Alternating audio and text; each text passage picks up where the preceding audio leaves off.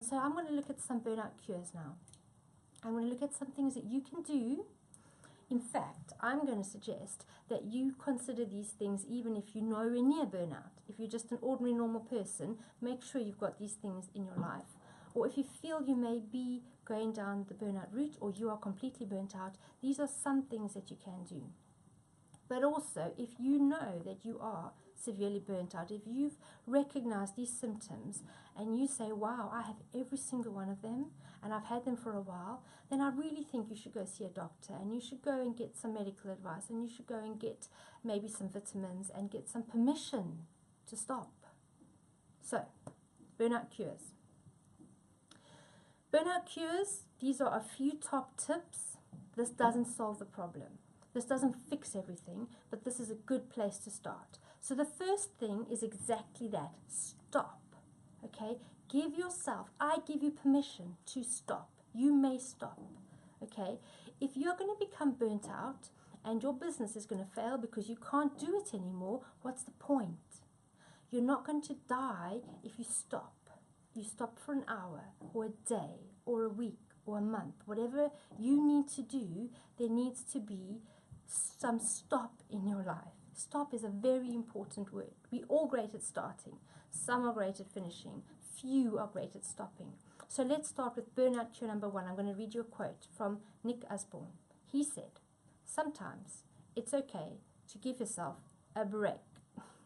So if Nick said it and I said it, then it's okay. Give yourself permission to have a break. You must stop. Sometimes, if possible, just take a half day out for yourself and have no agenda. Do the things that you love doing. If you can, take a day off, take a day off. If you recognize now that you are completely burnt out, if you recognize the symptoms and you know this is you, then you need to take a whole day off, no matter what. If you have to clear your diary, if you have to call clients and say, I can't do it anymore, even if you have to lose some money because you can't do the things that you were planning on doing, you need a day off. You need to take a full 24 hours off for you. And you need to see how you feel at the end of that day. Do you feel a little bit better? Can you keep going on, or do you still feel as awful? And if you still feel as awful, you need to seriously get some help and consider that you are heading down a very fast downward spiral to burnout, which can also lead to depression. If you do feel a bit better, then keep going with your schedule and try it again another week, and then see if maybe you can start feeling better because you have allowed yourself days off. Many business owners work 7 days a week. If we're not working 7 days a week, we are in touch with our work 7 days a week. We are on our phones, always checking emails, always checking social media, and that's dangerous because, and I can't go into the science of it tonight, but there's a lot of science that proves that we do need a full day off a week. We need a full 24-hour period that's off. Our mind, our brain needs to disengage from work. Our body needs to do different activities. A break every week, a full day off every week is actually better for you and your business. If you know that you can make more money and be better at business and be a happier person by taking a full day off, why wouldn't you? Do you stop? Is there a day off? Is there a way for you to stop? Or are you just pushing yourself and pushing yourself to the point where you're burnt out and actually you're no good to anyone? So please consider that. Stopping can also mean various things, maybe stopping draining activities. Perhaps there's an activity in your business that you do that drains you. You are doing it regularly. Say, for example, it's admin, just an example. Say you have a lot of admin in your business and you're not an admin person. Some people love admin. Admin fills them. They absolutely love it and they can't wait to do admin. And they can't wait to sit down at their desk and do all the paperwork and do all the emails and do the bookkeeping, and they love it. And at the end of the day, they're full and happy. And some people, by the end of the day, they've got this pale look in their face and they're grey because they just spent a day doing admin and it nearly killed them. And if that's you and you're doing too much of that, then stop it. The amount of time it's taking you to do the admin is probably much longer than it would take somebody who loves doing the admin.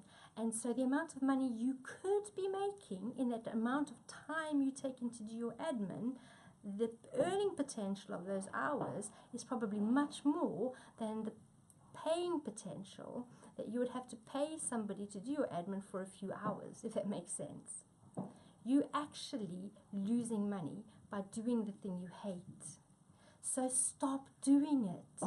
It's scary. If you are a small business or a new business, or maybe you have only employed one staff member, or whatever the case may be, it is scary to say, okay, I'm going to outsource this, or I'm going to employ somebody. It is scary, but once you do it, you will see that it was the right thing to do, and the money's there because you are making the money instead of forcing yourself to do something you hate that's draining you when you could be paying somebody who loves it. The word stop is wonderful. You can use it in so many ways. You can stop doing the things that drain you. You can stop for a day, a week. Take a day off and do something completely away from your business. Stop is a wonderful word. You could also stop spending time with people who drain you. There are people that you give, you volunteer, you donate your time to them, and they suck the life out of you. Why are you doing that? Just stop. You can stop that. You can stop giving away your energy and your time to people who you shouldn't be giving it to. Again, there may be times when you have to, but it shouldn't be a normal in your life. It shouldn't be normal that you allow all of your energy to go out to so many people to the point that it drains you. And all of these little things that I mentioned could all compile into burning you out because they're draining you. And if you have too many things in your life that drain you, then of course you're going to be empty, burnt out. Okay, it makes sense, doesn't it? So consider the word stop. Consider what you need to stop in your life right now. Write it down. Stick it up on your pin board or put it on your desktop on your computer.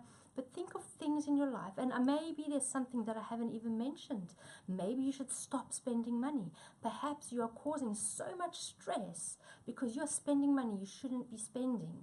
Perhaps you should stop doing things in your business that's hemorrhaging money, causing you stress. Just cut it off. Stop it. Stop spending that money so that you can build up a healthy buffer in your business and feel a lot more in control of your finances. Maybe that's one of your stops. Or maybe you should stop throwing your receipts into that box in the corner, and maybe you should start dealing with your finances and making sure that you have a good idea of how your business is doing. Just an example. I mean, I'm not going to go through every possibility, but think about you and your business, your personal life and your business life, because they're connected. Think about things that are potentially sucking the life out of you, and are there things that you can stop? If there are things that you've identified you need to stop, but you genuinely can't stop for whatever reason right now, make a commitment to get help or to find a solution within the next week. Okay? Doesn't mean you can stop within the next week, but you're committed to finding a solution within the next week. Because one of the worst things that you can do is be in that position where you feel completely bound that you cannot stop this thing that you know you need to stop. So that's stop. Okay, that's one of our burnout cures. I'm going to read you another quote. Barbara Corcoran said, "The minute I spotted a chronic complainer, I'd fire them. I didn't care how much money they brought in, because negativity kills optimism and belief in the future." So I don't know if you know Barbara Corcoran, but she's a very, very wealthy business tycoon, property tycoon, I think. And so the point here, the burnout cure here, is stay inspired. Okay, we need to stay inspired. We started our business because we love what we do. And then some of us got to the point, and I think every business owner will face this at some point in their journey. I think it's very normal. But when you reach this point, you can either be one of those people that it trips them up and they quit, or you get past it. Staying inspired is how you get past it. So the point I'm referring to is you start out in business because you love the thing that you do. And then your business grows to a point where you end up doing other things. Not the thing that you love doing, you end up doing all the other stuff that you don't love doing. And you get further and further away from the thing you love, and you miss the thing that you love, but you're bogged under and trapped by all this other stuff that you have to do. and that stuff isn't inspiring. Or perhaps you just get to the point where you become familiar with that thing that you started out doing that you loved, and now it's just familiar and ordinary to you, and so you don't love it anymore, and so you're not inspired. Whatever the reason, there are so many different reasons why we lose our inspiration in our business. But lack of enthusiasm is a symptom of burnout. So it stands to reason that if we keep ourselves inspired, if we keep ourselves fresh and excited about our business, then we could avoid going down that nasty route. So staying inspired, so Barbara Corcoran, her thing was negativity kills optimism. So maybe there are people who are sapping your inspiration. You need to get away from them. You can't afford to have them in your life right now. You can't afford to allow them to bring that negativity into your business life and kill your optimism for it. Perhaps you're exhausted or burnt out and you don't have any inspiration. All you want to do is survive and get through the day. All you want to do is make it through another day, have enough money in the bank to pay the bills, and just go to sleep. Whatever the reason is in your life, in your business, you need to find a way to stay inspired. If you are new in business, or if you're in a good place in business and you currently feel very inspired, that's fantastic. Figure out how to keep that inspiration alive. If you are completely drained and you really don't even want to do it anymore, and if you could run away right now you would, then I'm really sorry for you, because I know how that feels and it's horrible. But don't worry, there is an answer, there is a way, and we need to find a way to get you inspired again. So there are so many things I could say, and each person will have their own joy and their own struggle at the moment. Learn about yourself, learn about what inspires you, what makes you feel full, what makes you feel like it's worth it, and try and get some of that back into your life. Perhaps you need to downsize your business. Maybe it's grown into a monster that you can't cope with. Is there a way that you can just downsize and get that inspiration back and love what you do again, and then consider if you want to grow again? Because not all businesses struggle because they're small and can't grow. Some businesses struggle because they've grown too much and they can't cope, and they don't like it anymore, and they're uninspired. They're tired, they're drained. And so don't assume that it's only those with the startup businesses that struggle with that. The bigger businesses, the successful businesswomen, they struggle just as much, just in a different way for different reasons. So what can you do to stay inspired or to become inspired today? I would say that there are things in every one of our lives that we love doing. It can be in business or not, it doesn't matter, because we're talking about you being inspired. And so it's really important that it's you that's inspired. So it could be something outside of business that you love doing that inspires you, that you go away from your business and you do that from time to time. You get full and inspired, then when you come back to your business, it's a joy. Or it could be an element of your business that inspires you. In fact, I would say, and there should always be an element in your business that inspires you as well. So for me, I'm one of those admin geeks. I love spreadsheets and stuff like that. And so I could spend a whole day working on my cash flow forecast, or my spreadsheets, or my graphs and charts, measuring how each club's doing against this year and the year before and the year before. I can get lost. I could spend 12 hours solid not moving from the computer, just getting lost, and that inspires me. I love it, and I love to see the results.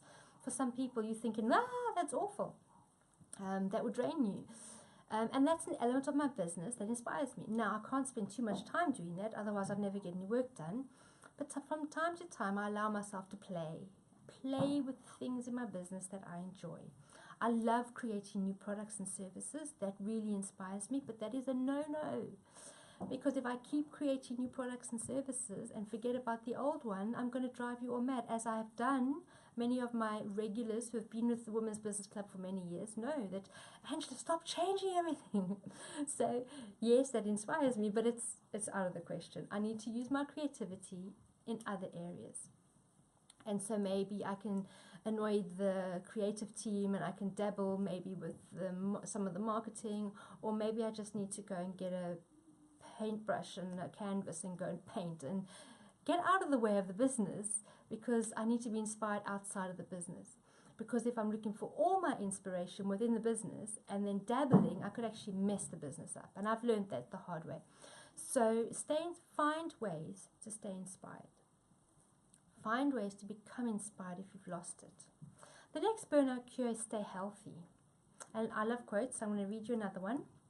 Dean Ornish, he said, "Poor health is not caused by something you don't have. It's caused by disturbing something that you already have. Health is not something you need to get. It's something you need to have already if you don't disturb it." That's very interesting, isn't it? I guess we all start out with health and then we go and disturb it, don't we? So what can we do to stay healthy? Our business, our role in our business is dependent on our bodies being able to perform that duty. And our mind, there obviously is a mental health element, very much so because we're discussing burnout this evening. But you need to stay healthy. You need to keep your body in top shape. You need to drink a lot of water. That's really important. No matter what business you're in, you need a lot of water. It is Google why. It's really, really important. But you need to keep your fluids up, your fluid intake up. You need to make sure that it keeps your brain alert. That's really important. Flushes your body out. It's just all over good for you. You need to make sure you drink plenty of water. You need to make sure that you eat the right foods for you. You make sure that you keep your body at its peak by eating the right way. And I'm not going to go into that now. It's a whole nother story. But I think there's enough information out there and enough people out there who can help you if you need help in the area of eating healthy. Now, we're discussing burnout, small business burnout tonight, and the healthy side does affect your mental health. It does affect if you get burnt out or not. If you become really sluggish and you feed yourself with the wrong foods, lack of water can actually affect your mental health. It can cause you to become depressed. You become depressed, you overwork, you burn out. It's all interlinked. It becomes very messy. You need to exercise. Your body is not designed to sit like this at a desk all day, every day. We are not designed to be doing that. We are meant to move in all different positions. We are not designed to just move in this position. And for those of you in office jobs or jobs that require you to stand for a long period of time, you need to make sure that you are exercising. Everybody needs to be exercising, but particularly those of us who are in desks a lot. It's very bad for our health. And so learn how to get up and walk away from the computer. Learn how to, if you're in a standing job, learn how to move. Perhaps find ways to, if you have to be on your feet, maybe alternate weight on your legs. Again, not something I'm going to go into. I'm not an expert. There are experts out there, but I know there's a lot you can do. You can have standing meetings. You can stand when you're making phone calls. If you're in a sitting job, if you're in a standing job a lot, make sure you find ways to take care of your back and you wear the right shoes. I'm not going to go into it all. As I said, your health is extremely important. If you want to cure burnout or avoid burnout, you must take your health seriously. You need to make sure that you are looking after you. Because if your health fails, if you go, then there is no business, and then it wasn't worth it, was it? It just wasn't worth it. The final one I'm going to look at is to stay focused. And again, a quote by Billy Cox. And he said, "From all that I've seen, time and time again, at least 90% of success derives from having a dream and knowing what you want." Now, you could be in a position where you are in business because you need to pay the bills. Maybe you didn't start that way. Maybe you started because you're passionate about what you do. I would love to hear what you're passionate about. If you're watching this video, leave a comment below and say, "I'm passionate about ... Tell us what you're passionate about. I would love to hear what you're passionate about. Why did you start your business? Why are you doing what you do? It can't be to make money to pay the bills. You will make money and be able to pay the bills from your business, but that can't be your why. So figure out why you do what you do and stay focused on that why. Make sure that you've got a why that is inspiring. You've got a why that excites you. You've got a why that will last 20, 30 years. Make sure that you have a reason to be doing what you do every day.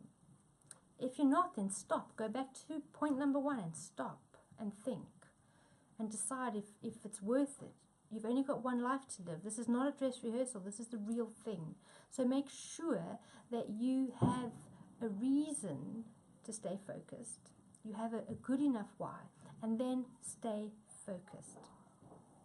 I've watched small businesses come up with great ideas, set up a business, stick at it for 6 months, 9 months, a year, and then get bored with it, and then change, and then do another one, and then get bored with that and change, and then do another one. And you know what? You're never going to build a business. You've got to stay focused.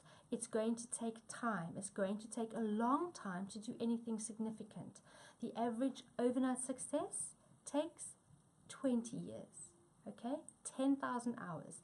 You need to make sure that you have something that's going to keep you focused and excited for that amount of time, and then you will do something truly great. But what's that got to do with burnout? We're talking about small business burnout tonight. Staying focused. It is what's going to help you. It's what's going to keep you on track. It's going to not drain you, because if you have your focus everywhere, can you imagine? I've got to do this, I've got to do this. Oh, let's do that. What about that? Oh, that looks fun. Let's do that. Can you see how that can be one of the reasons why you can get burnt out? Because you are exhausting yourself, chasing after everything. One of the great things about focus is it keeps you on track. So when you're inspired, you can push a bit faster towards the focus. And when you're having a bit of a, what would you call it? What would I call it? A down day. Let's call it a down day. But you know what I mean, that sort of thing. If you're still focused, then you're still pointing in that direction. Maybe you're just changing the pace a bit because you need a bit of a break. You need to slow down or stop, but you still pointed in that direction. At the end of these bursts forward and these slow little days that you just really struggle, and then another great day, and then at least you're focused. You're still moving forward in the same direction, getting to where you want to get to. Whereas if you are all over the place and you're a little burst this way and a good day that way and a bad day, you're just going to get nowhere, and then you will get burnt out. Of course you will. You get completely drained. Nobody can sustain that, and you'll never do anything significant. And one of the biggest problems I face when I'm training or mentoring businesswomen is that lack of focus. They just want to do everything. Pick one thing that you can do really, really well. Be the absolute best at it, and do it on good days, on bad days. Do it when you love it. Do it when you hate it. Just keep doing it. And I'm telling you, you're going to look back one day, 5 years, 10 years, 20 years, and say, wow, look what I've done. Look how far I've come. Few business owners get that joy, that pleasure of doing that, because they give up or they fail because they have not been focused and they've tried to do everything. So those are my top 4 keys for burnout cures. Number 1, stop. Okay, stop. Use that word on so many different ways. Number 2, stay inspired. You've got to keep yourself inspired. You've got to find inspiration. You've got to love what you do. You've got to find your why, and you've got to have a good reason for doing what you do. You've got to stay healthy. You've got to look after yourself. You've got to take care of you. You are so important. And why do you always leave yourself till last and then do everything else and take care of everybody else? You need to take care of you first. Then you'll be better at helping everybody else. Does that make sense? Put on your own oxygen mask first, and then stay focused. You need to stay focused. That focus will help you. It will keep you on track, and it will, like I said, keep you going forward. And it could really help you avoid getting burnt out for so many different reasons. Now, lack of focus can lead you going around in circles, like a dog chasing its tail, okay? Exhausting. If you have a good, clear strategy, then you're not going to be going around in circles. You're going to be moving forward. And then the final one is stay connected. I'm going to read you another quote. Vera Nazarian, she said, sometimes reaching out and taking someone's hand is the beginning of a journey. At other times, it's allowing another to take yours. Isn't that lovely? Stay connected. And this is the very heartbeat behind the Women's Business Club. That's why we exist. We exist to connect, support, and empower businesswomen. And the connecting part, the very first part of it, is so important. I can't believe how many businesswomen have told me that they were lonely before they came to the Women's Business Club. That doesn't mean they don't have friends. You may have friends but still feel lonely in business. You may have a great social life but you still feel lonely in business. You may be lonely in general. You may not have a great circle of friends. You may not have great people around you. It doesn't matter what type of loneliness it is. Get connected and stay connected. We all need people in our world. We need people who will inspire us to get to the next level. We need people who have that wisdom, knowledge, and experience that we can learn from. We need people who we can ask for help and advice. We also need to be that person. And so you only need to be 2 steps ahead of somebody to be able to reach back and put your hand out and offer to help. You don't need to know it all and be it all. You just need to be that much further ahead to say, do you need help with that? Because I've just gone through that and this is what I did. And equally, if somebody a little bit 2 steps ahead of you did the same, wouldn't it be amazing? Can you imagine what we could do in life, in our businesses, if we all connected in that way? And I'm so passionate about that. I want to connect every businesswoman in the country. I want to make this massive net of businesswomen because I can see the potential of what we can achieve if we as business owners have that kind of mindset. We have that attitude towards connecting. Connect yourself with the right people. There are people, and I must have said this so many times tonight already, but I'm going to say it again in case you're just watching now or just paying attention now. But there are people in your world who are going to be your champions. There are people in your world who are going to inspire you. There are people in your world who are going to make you feel like you can do it. There are people in your world who are going to support you and empower you, and that you love being with them. You can spend half an hour with them and you just feel energized. If you find someone like that, spend time with them. If you find someone like that and you value what they have to offer, buy them lunch. Don't keep expecting them to buy you lunch because they're giving something to you. They're giving you an energy. Give them something.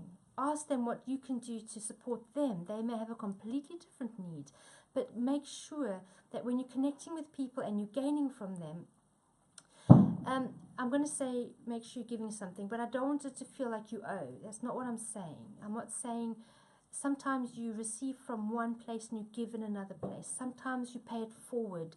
It's fine, but make sure that you don't become a sponge, just absorbing all this stuff and you're never giving. So it's not always a case of, wow, you've done so much for me, I'm going to give it back to you. That person might not need it back. But there may be somebody else in your world that needs that, and so you can support them. Does that make sense? So the point is stay connected. That's the overall point. Stay connected. Then there are people who you really don't need to be connected with. They may not be right for you. They may drain you. Let them connect with somebody else. You don't have to connect with everyone. One of the most important lessons I've learned in business is that I don't have to do business with everyone. I don't have to. There's no rule that says you have to do business with everyone. There's a right person for you, there's a wrong person for you, and that wrong person could be a right person for someone else. So don't feel obliged that you have to connect with wrong people as well. Build your net.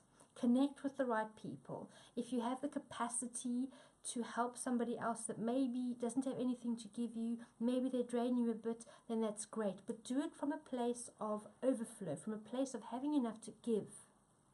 You're going to get burnt out if you're going to try give to people out of a deficit, out of an empty tank, out of an overdraft, if that makes sense. I'm not talking financially, I'm talking emotionally, but it can apply financially as well. Make sure that you are in a position where you are full, whatever that might mean, emotionally, mentally, financially, with training, with experience, whatever. You are full, and then you're giving to people out of that excess, out of that fullness. You're not going to become drained by them, but you're going to fill them. And I would hope that you find people in your world that would do the same for you. You will get burnt out if you're trying to please everyone all of the time and you're empty and you're still giving and giving, giving. Again, go back to my point at the beginning. There are times you need to stop. Okay? If you're one of those people-pleasing people, thank you for you. You're very kind, but stop. You've got to stop people-pleasing, because that's another way that you're going to head down the burnout path. So stay connected. If you are a member of the Women's Business Club, you already know how awesome it is. If you don't know what the Women's Business Club is, then hop on our website, womensbusiness.club. And if you're in this group, you should know what Women's Business Club is anyway. But get connected into your nearest club. If there's no club near you, get connected online. There's power, there's strength when we take care of each other, when we support each other, when we empower each other at the Women's Business Club. So I'm quickly now going to run through creating a time plan, because one of the things that we don't do is we don't use our time effectively, and this leads to burnout. This is one of the reasons small business owners get burnt out, because they have 24 hours in a day like everybody else, but they try to get 48 hours worth of stuff done in 24 hours, and it's not sustainable. You lose sleep, your health suffers, you deteriorate, you get burnt out, and before you know it, business is gone because you can't work anymore. So what we want to do is we want to create a time plan so that you are fully aware of how you're spending your time and you are fully in control of your time. You want to make sure that you're getting the most you can out of your time, and you'll be surprised how much time is hemorrhaging. It's being leaked out on certain activities in your day, things that you don't need to be wasting time on. And if you can stop that hemorrhaging, you can actually free up time to do the things that you should be using your time for, or even the things you want to use your time for. So the way you do it is, step 1, time assessment. Keep a diary every 15 minutes for as long as you possibly can. A day minimum, a week would be fantastic. Every 15 minutes, write down what you've done. The very first time I did this exercise, I started changing what I was doing within 15 minutes. I started changing by half a day. I was already so mindful of what I was doing with my time that I was changing as I was going. It's an eye-opener, I promise you. So keep a diary so that you become aware of how you're spending your time, and then you're going to look at planning your days. Now, there are 2 different types of people that I've come across. When you do a day plan, you are either the kind of person who would really like the structure in your days. You would like clear blocks, and you'd like the structure, and that would work well for you, that would keep you on track, and you'd make excellent use of your time. However, there are some people who that structure would drive them mad and ruin their creativity, and they'd feel boxed in and suffocated, and it would be no good for them. Those sorts of people shouldn't do that. I wouldn't say this works for everyone. One of the suggestions I have for people who like a bit of freedom, they don't want those clear time blocks, but they still know they need to be disciplined with their time, I would say name your days. So you could have Money Monday or Marketing Monday. So you know Mondays, your emphasis, your focus is on marketing, whatever that means to your business, and you know that sometime within that day you need to get your marketing done, and it's up to you how much freedom you give yourself. Or if you say Monday morning marketing, you have to get your marketing done on Monday morning, for example. You could have Finance Friday. You have to think up names for your business yourself, but you could name your days. That means you are focused on particular tasks on particular days. That gives you some structure to your time, but you don't feel so suffocated, but you still know what you have to do and when you need to do it. And I find that really useful. I like that. For me, Finance Friday works. I pay all my bills on Fridays. If anybody asks when you're going to pay the invoice, I say the nearest Friday to when you send the invoice in, it will be paid. Finance Fridays, every Friday it's a trigger. I know what to do on Fridays. If my bank statements come, I do my bookkeeping. If there's bills to be paid, I paid bills. If I need to have conversations about finances or do my cash flow forecast, whatever it is, I know that Friday's the day to do it. And I also know I don't schedule meetings on Fridays because that's more of an office-based admin Friday, and so that's how how I do it. I could have marketing Mondays, but I have a fantastic marketing team, so I don't need to do too much of that. But that could be maybe where I meet with the marketing team and talk with the marketing team. So that's one way you could plan your days. And then another way is you could have time blocks. You could be the type of person that responds very well to structure. You need to know between 9 and 10 on a Monday morning, I've got to do my emails. Between 10 and 11, I need to block this time out for client time. I need to keep a block for client time.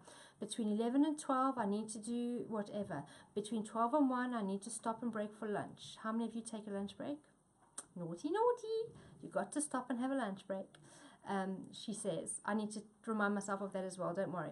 And so you might be that sort of person. And if that resonates with you, if that excites you, you feel like you can get so much more done with that, then create a diary, create a planner, something you can stick up where you have color-coded time blocks and you know what to do when. And every time you look up and you look at the clock, you know what to do. Fantastic. You can get so much more done that way. The only thing with that, I would say, is make sure that you are not putting work in every single minute of every day. You've got to put your rests in. You've got to put in leisure time. You've got to make sure that you are being reasonable with your evenings, that you're not working 24/7. So plan your days is the point number 2, but how you plan your days, it will differ from person to person. Number 3. You want to look at mornings or evenings. Are you a morning person? Are you an afternoon person? Are you an evening person? When do you work best on certain tasks and when do you work better on other tasks? So what I mean by that is, if you have to make phone calls, should you make them in the morning or the afternoon? Should you make them in the evening? That will depend largely on who you're phoning, but also on when you feel that you are at your best to do that task. So when you're planning your day, no matter which method you're using, make sure that you're understanding how you function best for the tasks you need to do and put them in the right place in the day. I know some businesswomen who have small businesses, so they're responsible for everything, and they prefer to work in the evenings because they have children, they have lots going on in the house, and they think that 8 o'clock till midnight is their peak time. Fantastic. Work between 8 and midnight if that's when you can work, but then obviously make sure that you may be doing something for yourself in the mornings because you don't want to work in the mornings, or you're giving yourself permission to just stop working when the kids come home from school. You're not doing any work. You're doing family stuff.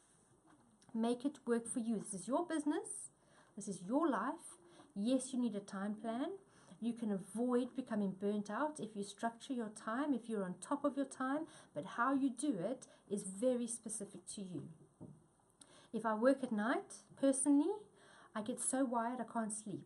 If I do work at night, I have to have at least 1 hour before I go to sleep of doing no work, of winding down. Because if I go straight from work to bed, that's it. I'm awake for the whole night. So I've learned that that doesn't work for me. I've also learned that if I want to do a task I don't like doing, then I should go to gym and do it after gym. That's the best time. Once I've gone to gym and I'm pumped and full of endorphins, do the yucky tasks. Get them out of the way. And so there are keys. There are keys that you will find in your life and in your business that will help you get the most out of your time and the most out of your business, and will help you avoid becoming burnt out because you are managing your time in a way that's best for you. That's the beauty of you having your own business, isn't it? You don't have to stick to 9 to 5 if you don't want to. If you want to stick to 9 to 5, make sure you are sticking to 9 to 5. Then the 4th thing is appointments with yourself. You need to make appointments with yourself. If you know you need to do 10 phone calls, to follow up phone calls from an event you went to, and you know you need to do that, why not make an appointment with yourself in your diary to do that? Put it in your diary. Phone calls. Make an appointment with yourself. It gets in your diary, it gets done. And also it's very specific because you made an appointment with yourself to make those phone calls. It's a very powerful principle. Rather than have a long to-do list, because I don't know about you, I don't even do to-do lists anymore because they're just discouraging because they never end. They go on and on and on and on. If you make appointments with yourself, then that appointment is done, you've had it, you've ticked it off, and you've achieved what you want to achieve. It's fantastic. So try that method. That's a great way as well of getting things done, but not feeling discouraged by the never-ending to-do list. And then I'm going to end with the end. Plan for results. Point number 5, when you are doing something, plan with the end in mind. Make sure that you are setting out your time with the results in mind. So if you say, for example, I said make an appointment with yourself for 10 phone calls, don't write the appointment 10 phone calls. Write in the appointment 10 sales if it's a sales call, or if it's a follow-up call, find out one thing about each person, or whatever the case may be. So when you are planning your time, plan with the results in mind. What results you want to get for that time. If your time block is marketing, then what results do you want from your marketing? Pop that in your time plan as opposed to do marketing, right? Achieve 10 new quality likes on my Facebook page. Put the results in your diary. It's going to be so much more rewarding. It's going to be so much more fun when you see that you've achieved what you want to achieve, but also you're going to achieve more because you've got the results in mind. And some things, My Finance Friday, do the month's bookkeeping. That's the result I want, so that's fine. Do the month's bookkeeping. It's a result that I want to achieve, so I'll put that in my diary. So I hope that's helpful. The main emphasis for this talk was really about helping you understand small business burnout and how to avoid it, and some cures for small business burnout, and then finally just ending with your time management, because sometimes we can feel so overwhelmed as business owners, and if we get a bit of control back, if we get a bit of structure back into our time, we start to feel like we have a life again. We start to feel like this is my work time, here's my time plan, and the rest of the time is free. You don't have to put every minute of every day to work. That's not why you set up your business in the first place. Yes, it's hard work, but you've got to keep yourself healthy. And if you become burnt out, there's no more business. So really, I encourage you, make sure you're taking care of you and enjoy the fireworks. Bye guys, see you tomorrow.